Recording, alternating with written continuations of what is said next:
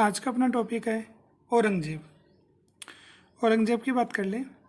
1658 ईस्वी से लेकर के 1707 ईस्वी तक का जो शासनकाल माना जाता है वो औरंगजेब का माना जाता है। हमने साझा वाले टॉपिक में पढ़ा था कि 1657 ईस्वी में उत्तराधिकार का क्या चला, संघर्ष चला। तो देखो, पहले तो हम जन्म की बात कर लें कि 1618 ईस्वी में औरंगजेब का जन्म कहाँ पर हुआ? दाहोद क्षेत्र में, कि वर्तमान उज्जैन, और उज्जैन किस में पड़ता है? मध्य प्रदेश में। तो मध्य प्रदेश में एक स्थान है जिसका नाम है दाहोद। वहाँ पर किसका जन्म हुआ? औरंगजेब का। कब हुआ? 1618 ईस्वी में। आगे हम बात करें, उत्तराधिकार युद्ध चल रहा था। हम बात कर रहे थे कि 1657 में तो ये क्या बन गए थे? शासक ही बन गए थे, इनका राज्याभिषेक हो गया था। तो 1657 से लेकर के 1658 ईस्वी तक उत्तराधिकार युद्ध चला। किस किस के मध्य में चला? औरंगजेब और उसके भाइयों के मध्य में, जैसे सूजा है, मुराद है, और दारा शिकोह है और औरंगजेब। इनके मध्य में, चारों के मध्य में संघर्ष चला। और इस संघर्ष में अंत में सफल कौन रहे? औरंगजेब सफल रहे। शाहजहां के शासनकाल में औरंगजेब जो थे वो कहाँ के सूबेदार थे? दक्षिण के सूबेदार थे। अब बात कर लेते हैं राज्याभिषेक की। तो 1657 से लेकर के 1658 ईस्वी तक युद्ध हुए। उसमें एक युद्ध आता है 1658 में जिसका नाम है सामूगढ़ का युद्ध। ये सामूगढ़ का जो युद्ध हुआ था, किस किस के मध्य में हुआ था? तो एक तरफ दारा शिकोह और दूसरी तरफ औरंगजेब, इनके मध्य में युद्ध हुआ। इस युद्ध में कौन जीत गए? औरंगजेब जीत गए। और उन्होंने दिल्ली में अपना राज्याभिषेक करवाया 1658 ईस्वी में। तो इस प्रकार से औरंगजेब का राज्याभिषेक कब हुआ? 1658 ईस्वी में। अब बात कर लेते हैं इनकी धर्म की। औरंगजेब मुस्लिम थे। अब मुस्लिम में एक तो होता है शिया और दूसरा होता है सुन्नी। शिया धर्म को मानने वाले जो व्यक्ति होते हैं वो कट्टर नहीं होते हैं, जबकि सुन्नी धर्म को मानने वाले जो व्यक्ति होते हैं वो कट्टर माने जाते हैं। तो सुन्नी धर्म को इन्होंने अपनाया था और इसलिए इन्हें क्या कहा गया? जिंदा पीर कहा गया। तो बड़े कट्टर थे और कट्टर इनकी नीतियाँ थी। फिर हम बात कर लेते हैं पुरंदर की संधि। पुरंदर की संधि होती है 22 जून 1665 में। ये संधि किस किस के मध्य हुई? तो राजा जयसिंह। राजा जयसिंह कहाँ के थे? आमेर। तो आमेर के राजा जयसिंह, तो मिर्जा राजा जयसिंह और शिवाजी के मध्य में संधि हुई। कौन सी? पुरंदर की संधि। कब हुई? 22 जून 1665 में। अब इस संधि में क्या हुआ कि जब इन दोनों के मध्य में युद्ध चला, जयसिंह और शिवाजी के मध्य में, तो शिवाजी उस युद्ध में हार गए। तो ऐसी स्थिति में शिवाजी को संधि करनी पड़ी। किससे? मिर्जा राजा जयसिंह से। और संधि की जो शर्तें होती हैं वो हमेशा नुकसानदायक किसके लिए होती हैं? जो युद्ध में हार जाता है। तो नुकसान किसको उठाना पड़ा? शिवाजी को उठाना पड़ा। अब इसके प्रावधान की बात करें कि आखिर पुरंदर की जो संधि हुई उसमें कौन कौन से प्रावधान थे? तो पहला प्रावधान कि शिवाजी ने अपने 35 दुर्ग, तो शिवाजी के अधिकार में देखो कितने दुर्ग थे? 35। तो इन 35 में से कितने दुर्ग मुगलों को देने पड़े? 23 दुर्ग मुगलों को देने पड़े। तो आप देख सकते हैं कि मात्र शिवाजी के पास कितने दुर्ग बचे? तो 12 दुर्ग ही बचे। दूसरी बात, शिवाजी के सबसे बड़े पुत्र जिनका क्या नाम था? संभाजी। तो शिवाजी के सबसे बड़े पुत्र संभाजी को मुगल दरबार में भेजा गया और वहाँ उन्हें कितना? 5000 मनसबदार बनाया गया। कि उन्हें 5000 का मनसबदार बनाया गया मुगल दरबार में। किसे? संभाजी को। तो इस प्रकार से ये पुरंदर की संधि जो शिवाजी और मिर्जा राजा जयसिंह के मध्य में हुई उसके कुछ प्रावधान। अब हम बात कर लेते हैं कि इस पुरंदर की संधि के अंतर्गत ही मिर्जा राजा जयसिंह ने शिवाजी से कहा कि आप आगरा में जो मुगल दरबार है वहाँ पर आपको क्या होना है? उपस्थित होना है। तो मिर्जा राजा जयसिंह के कहने पर शिवाजी तैयार हो गए। कहाँ पर आने के लिए? मुगल दरबार। ये कहाँ पर था उस समय? आगरा में। तो तैयार हो गई। जब शिवाजी मुगल दरबार में उपस्थित हुए तो उनके साथ अच्छा व्यवहार नहीं हुआ। कहने का मतलब ये हुआ कि शिवाजी से जो कमज़ोर शासक मुगल दरबार में उस समय थे, उन्हें शिवाजी से ज़्यादा महत्व दिया गया। ठीक है, तो ये चीज़ शिवाजी को पसंद नहीं आई और उन्होंने इसका क्या किया? विरोध किया। तो विरोध करने पर शिवाजी और उसके पुत्र संभाजी को बंदी बना लिया गया और कहाँ पर रखा गया? जयपुर महल। तो आगरा में ही जयपुर महल में उन्हें बंदी बना करके रखा गया। अब शिवाजी अपने विश्वास पात्र व्यक्तियों की सहायता से उस बंदी गृह से मुक्त होकर के कहाँ पर पहुंच गए? महाराष्ट्र पहुंच गए। जब शिवाजी आगरा से निकले तो उसके अगले ही वर्ष 1667 ईस्वी में, तो 66 में तो आगरा दरबार में गए थे शिवाजी, और 67 में औरंगजेब ने शिवाजी को कौन सी उपाधि दी? राजा की उपाधि से संबोधित किया। और साथ ही उन्हें दक्षिण में एक क्षेत्र है बरार, उसकी जागीर प्रदान कर दी। जब ऐसा हुआ तो शिवाजी ने भी अपने विचार बदल लिए और 2 साल तक शिवाजी ने मुगलों के कार्यों में या औरंगजेब के कार्य में किसी प्रकार का कोई विरोध दर्ज नहीं किया। वो शांति से अपने कार्यों को करते गए। 2 साल के बाद में 69 के बाद में 1670 ईस्वी में वापस से शिवाजी ने मुगलों के अधिकार में अपने जो दुर्ग चले गए थे उन सभी दुर्गों को क्या करवा लिया? मुक्त करवा लिया। कि जैसे पुरंदर की जो संधि हुई थी उसमें जो दुर्ग किसके अधिकार में चले गए थे? मुगलों के अधिकार में चले गए थे।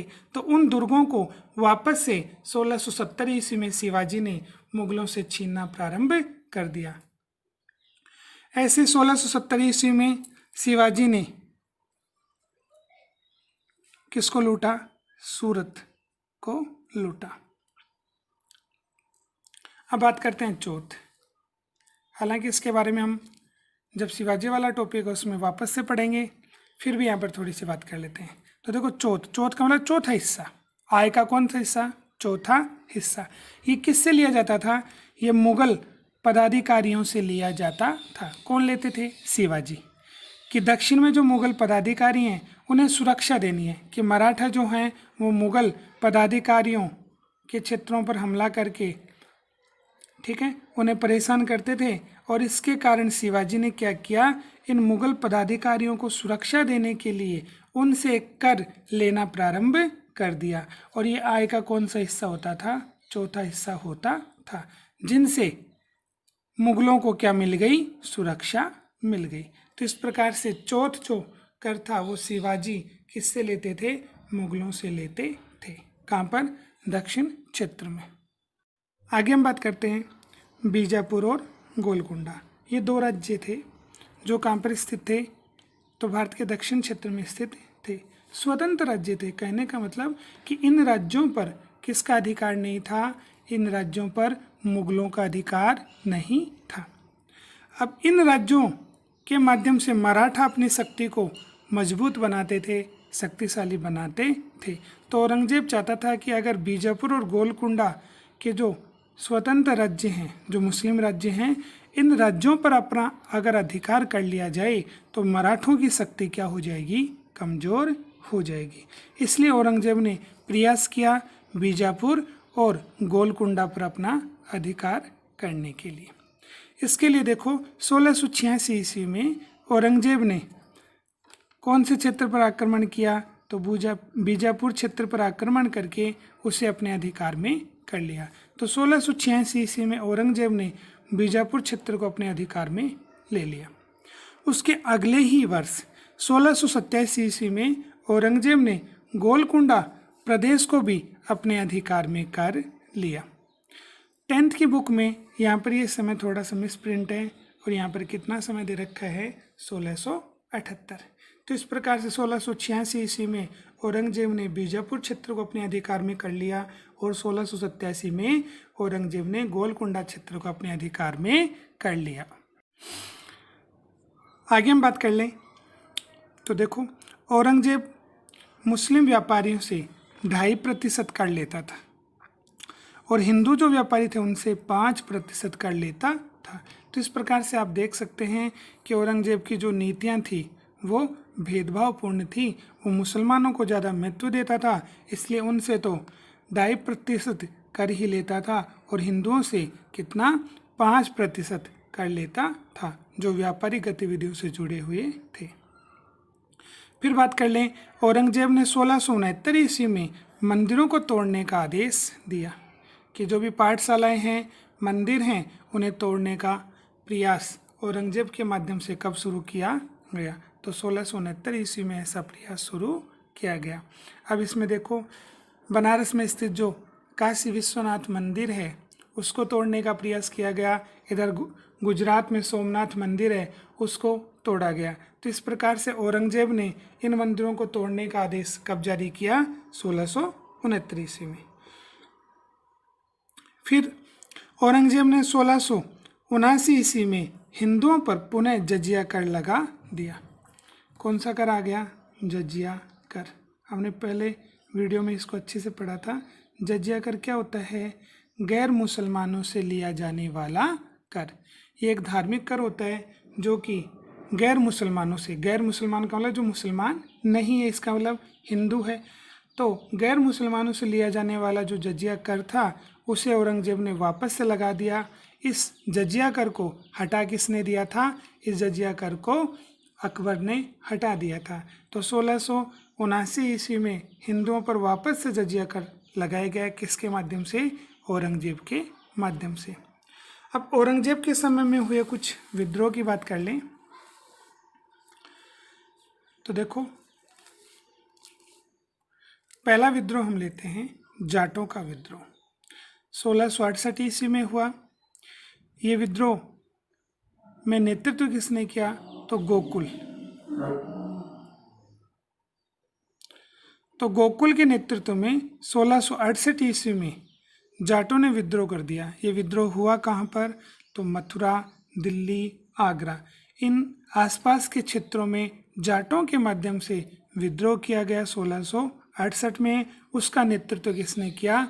तो गोकुल जाट ने उसका क्या किया? नेतृत्व किया। फिर आगे हम बात करते हैं सतनामी विद्रोह है। 1672 ईस्वी में वीरभान के नेतृत्व में, वीरभान जो व्यक्ति था उसके नेतृत्व में एक विद्रोह प्रारंभ किया गया औरंगजेब के समय। और ये विद्रोह कहाँ पर हुआ? नारनौल। नारनौल किस में पड़ता है? वर्तमान हरियाणा में। तो उस क्षेत्र में वीरभान के नेतृत्व में सतनामी विद्रोह प्रारंभ किया गया। तो यह मुख्य विद्रोह हुआ औरंगजेब के समय। फिर बात कर लेते हैं औरंगजेब की। इस्लाम धर्म स्वीकार न करने के कारण सिखों के 90 गुरु। तो देखो, सिखों के अब तक कितने गुरु हुए हैं? 10 गुरु हुए हैं। उनमें से 90 गुरु जिनका क्या नाम था?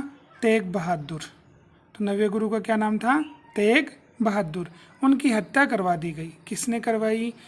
औरंगजेब ने करवाई। तो एक तो हमने जहांगीर में पढ़ा था कि 5वें गुरु जिनका नाम था गुरु अर्जुन देव। तो अर्जुन देव की तो हत्या किसने करवाई थी? जहांगीर ने करवाई थी। और यहाँ पर 90 गुरु की हत्या किसने करवाई? तेग बहादुर। तेग बहादुर को कहा गया कि आप इस्लाम धर्म स्वीकार कर लें, लेकिन उन्होंने मना कर दिया और वो औरंगजेब की नीतियों का विरोध कर रहे थे, जिसके कारण उनकी हत्या करवा दी गई। फिर बात कर लेते हैं अकबर के समय में शुरू हुआ झरोका दर्शन, कि जैसे झरोके में या खिड़की में खड़े होकर के अकबर, ठीक है, प्रजा को दर्शन देते थे। तो अकबर के समय में शुरू हुआ झरोका दर्शन। और संगीत का जो सिस्टम था वो औरंगजेब ने क्या करवा दिया? बंद करवा दिया। तो औरंगजेब के समय में शराब की बिक्री पर रोक लगा दी, झरोका दर्शन पर रोक लगा दी गई, संगीत सुनने पर रोक लगा दी गई, क्योंकि औरंगजेब मानता था इन चीज़ों से व्यक्ति कमज़ोर होता है। तो उसने फालतू का जो आडंबर था वो सभी प्रकार के आडंबर पर रोक लगा दी। फिर बात कर ले 1707 ईस्वी में अहमदनगर दक्षिण में एक क्षेत्र है अहमदनगर, उसमें औरंगजेब की क्या हो गई, मृत्यु हो गई।